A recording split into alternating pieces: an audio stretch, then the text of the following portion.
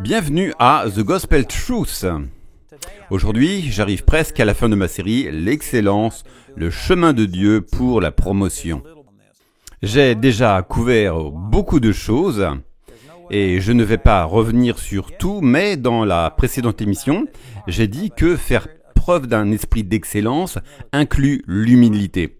Non pas penser mal de soi-même, mais penser sobrement, penser selon ce que Dieu dit, sans se promouvoir soi-même, sans avoir son propre agenda, mais en étant soumis à Dieu.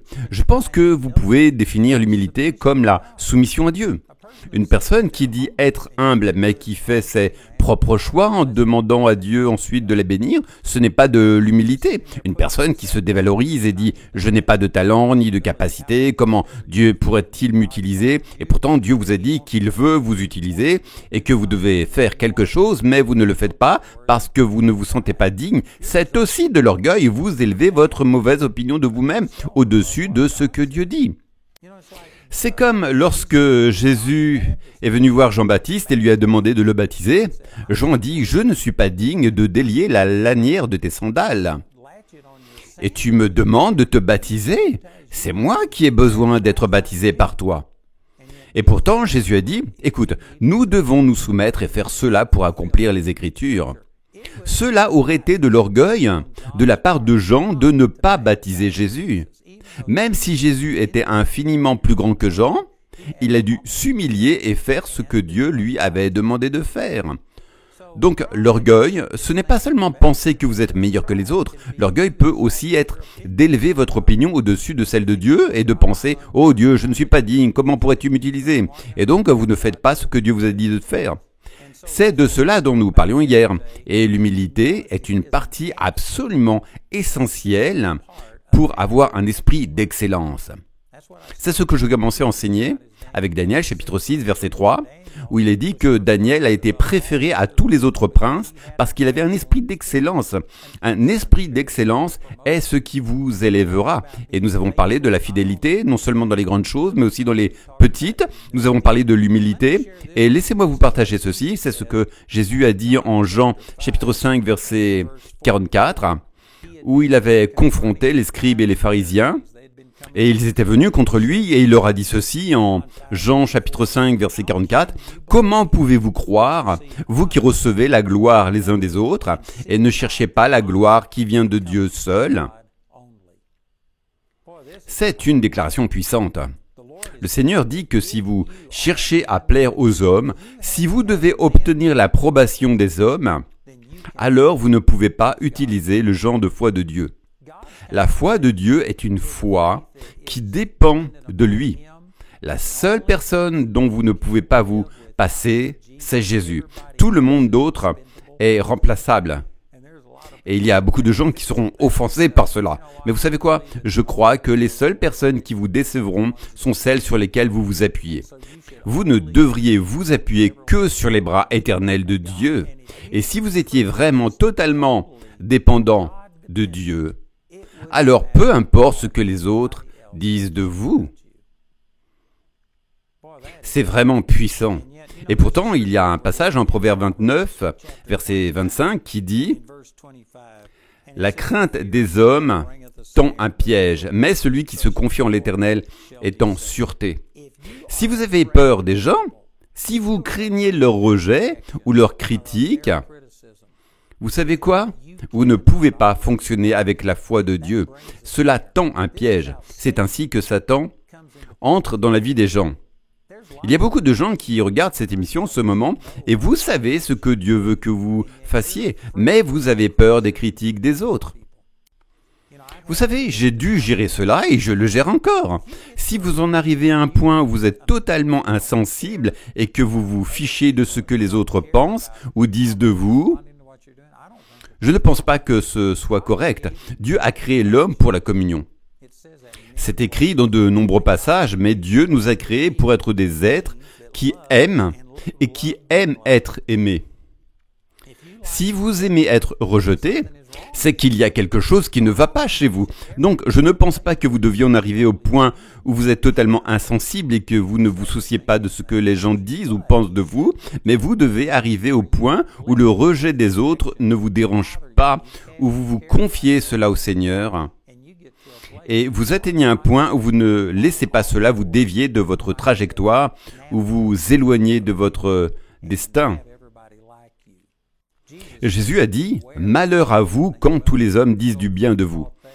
Car c'est ainsi qu'il traitait les faux prophètes avant vous. Si vous vivez une vie selon Dieu, 2 Timothée 3,12 dit que vous souffrirez de la persécution. Vous ne pouvez donc pas en arriver à un point où vous aimez être rejeté.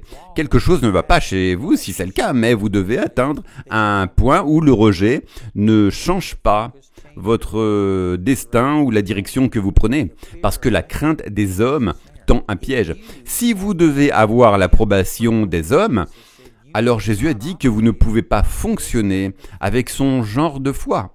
Encore une fois, j'ai utilisé beaucoup d'exemples tirés du livre de Daniel, Shadrach, Meshach et Abednego, et je les ai utilisés comme exemple d'un esprit d'excellence. Mais vous pouvez le voir lorsque Daniel a été confronté à la loi qui l'empêchait de prier tout autre Dieu que le roi pendant 30 jours. Il n'avait pas peur. Il ne se souciait pas de ce que les gens pensaient quand Shadrach, Meshach et Abednego ont été menacés d'être jetés dans la fournaise ardente. Ils ont dit « Oh roi, nous n'avons pas besoin de te répondre avec prudence. » Il n'avait pas peur du roi, même s'il avait le pouvoir de les tuer. Ils étaient sans crainte. C'est un esprit d'excellence. Et qu'est-ce qui vous amène à un point où la peur ne vous domine plus? En 1 Jean 4, 18, il est dit que l'amour parfait bannit la peur. Celui qui craint n'est pas parfait dans l'amour. C'est donc l'amour de Dieu qui chasse cette peur des hommes. Vous savez, la façon dont je réagis à cela, c'est que des gens sont venus me critiquer, dire des mauvaises choses, et même si je n'aime pas ça, je n'aime pas que les gens ne m'apprécient pas, mais la façon dont je fais face à cela, c'est que je pense simplement à combien Dieu m'aime. Le Seigneur m'a révélé son amour. C'est extraordinaire et je vous garantis que son amour, pour moi, n'a rien à voir avec mes actions. Ce n'est pas parce que je le mérite.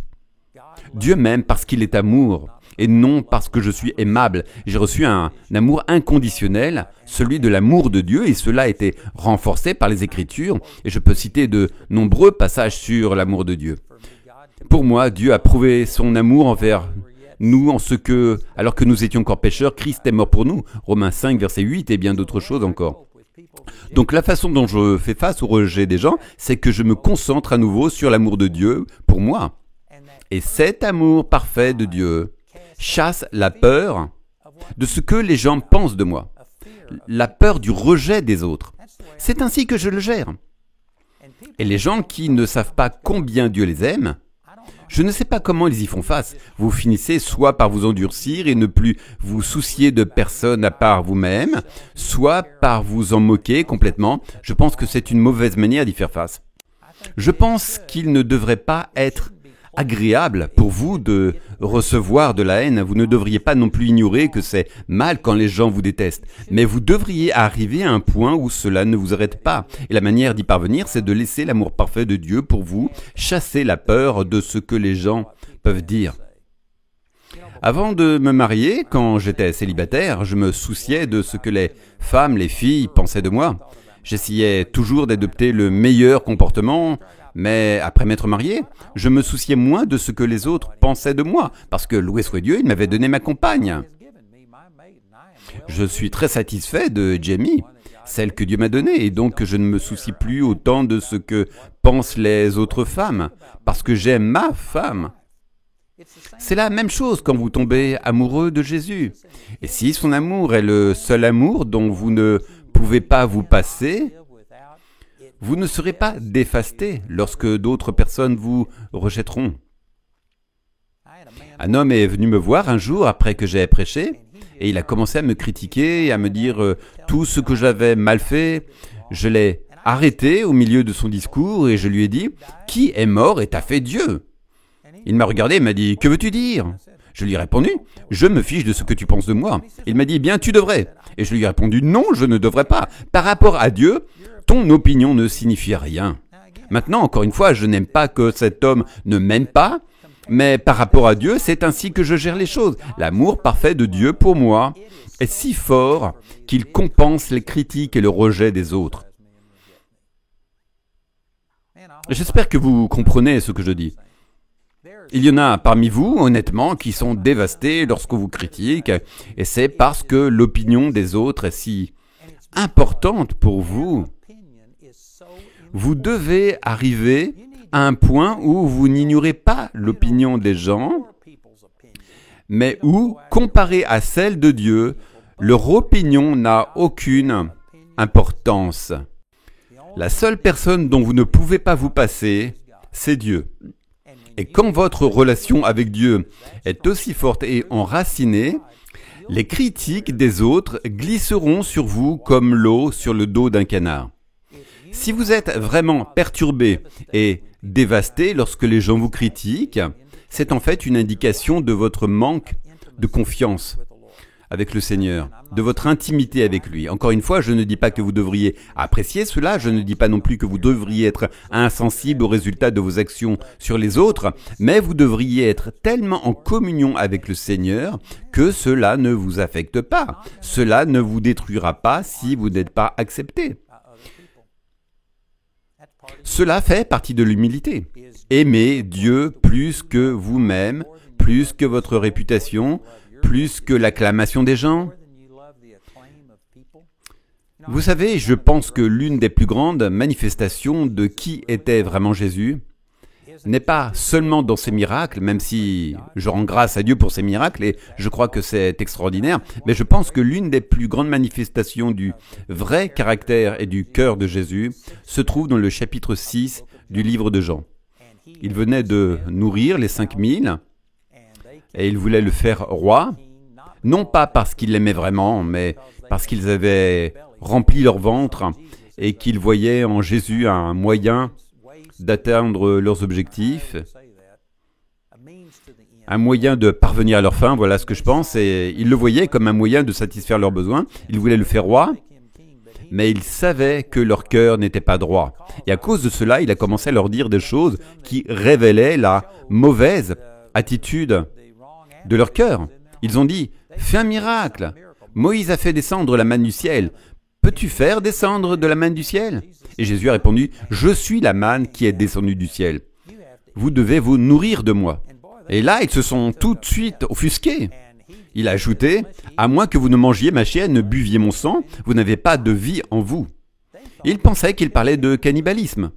Savez-vous que la majorité des prédicateurs aujourd'hui, face à cette situation, iraient à l'extrême pour essayer de se justifier en disant « Oh, s'il vous plaît, ne vous me prenez pas, je ne parle pas de cannibalisme. » Il se serait donné beaucoup de mal pour tout expliquer. Au lieu de cela, Jésus a simplement empiré la situation et il a répété « À moins que vous ne mangiez ma chair, ne buviez mon sang, vous n'avez pas de vie en vous. » Il ne s'est pas excusé, il n'a pas expliqué, il a juste laissé passer. Et 5000 personnes se sont levées et l'ont quitté. Pouvez-vous imaginer un prédicateur d'aujourd'hui lors d'un service, prêchant quelque chose qui offusque, et voir 5000 personnes partir? La plupart des prédicateurs seraient en train de pleurer, ils chercheraient une validation de quelqu'un, ils se tourneraient vers leur équipe et diraient « J'ai besoin d'un câlin ». Mais savez-vous ce que Jésus a fait? Il s'est tourné vers son équipe, vers ses disciples, et leur a dit « Voulez-vous partir aussi ?» C'est comme s'il disait « Voilà la porte, vous voulez partir ?» Il était impassible face au rejet de 5000 personnes. Et il a continué à faire ce que son père lui avait dit de faire. Il était tellement dépendant de son père, tellement dépendant de ce que son père disait de lui, que le rejet de 5000 personnes qui s'en allaient ne l'a même pas perturbé. Waouh, c'est puissant. Je vous le dis, je ne connais aucun prédicateur qui, s'il avait une église de 5000 personnes et disait quelque chose d'offensant qui ferait fuir tout le monde, ne serait pas dévasté. Et pourtant, Jésus a vécu cela et cela ne l'a pas affecté du tout. Je pense que c'est probablement la plus grande indication de sa relation avec le Seigneur, qu'il était si proche de son Père. Tout ce qu'il avait à faire, c'était de plaire à son Père. Et si cela déplaisait à tout le monde, il se moquait de ce que les autres pensaient. En êtes-vous à ce point?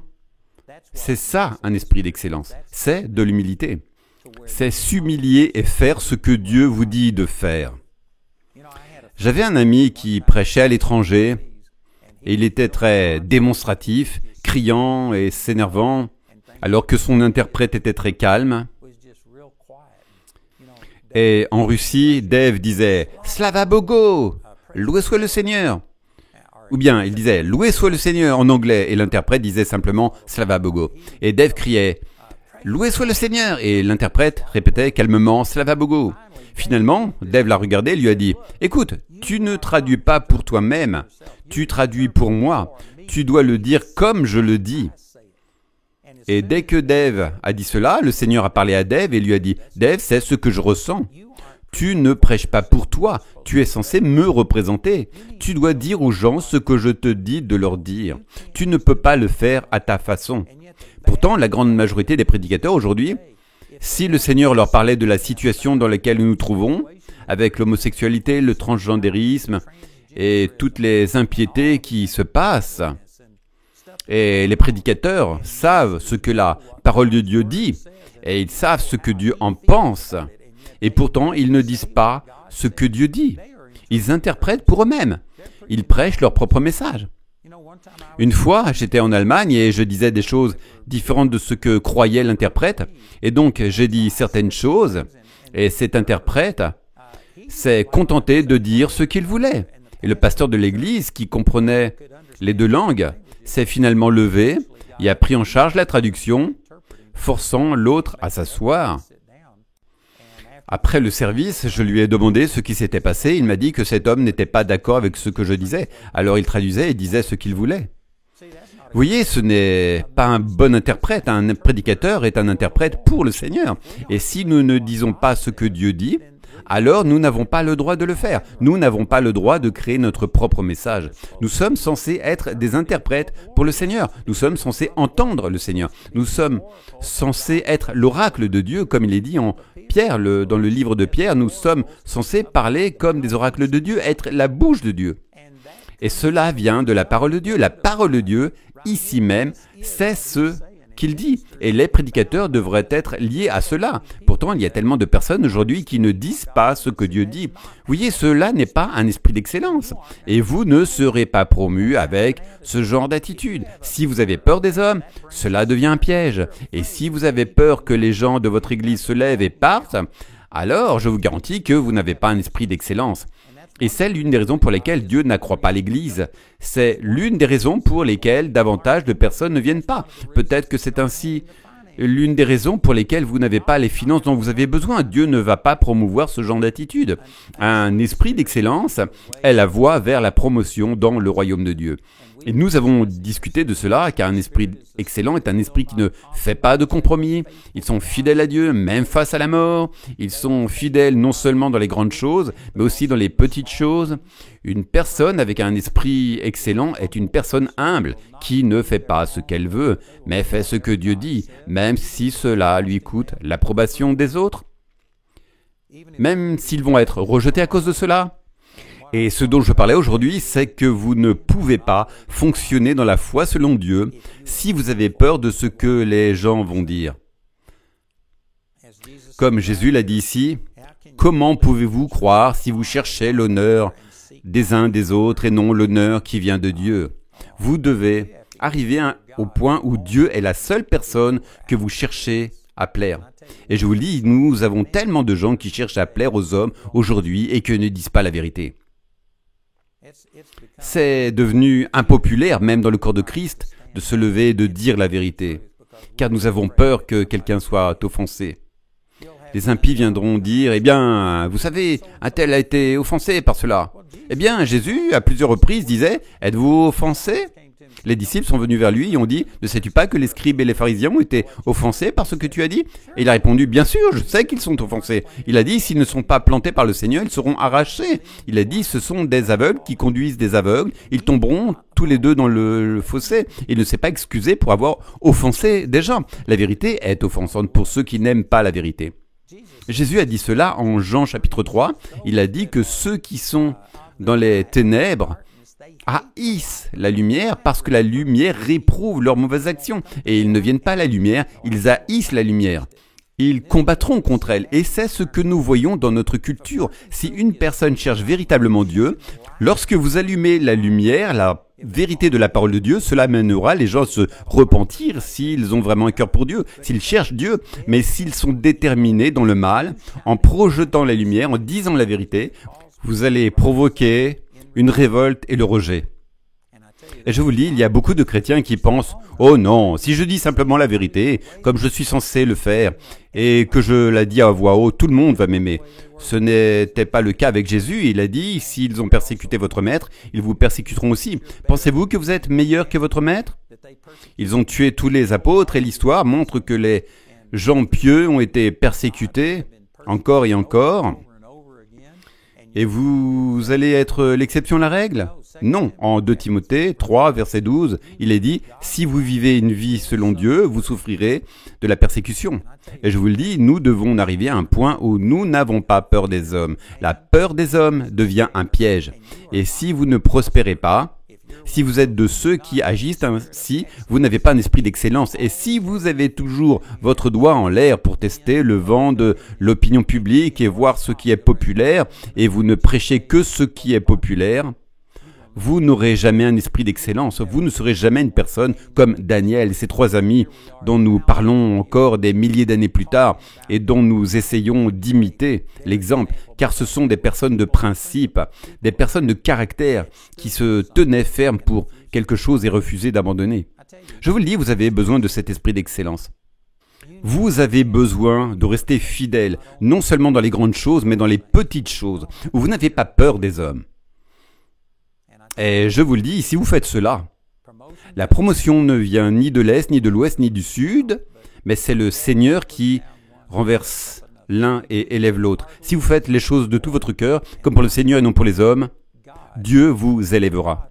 Dieu verra ce que vous faites. Que les hommes le reconnaissent ou non, Dieu le verra et vous élèvera.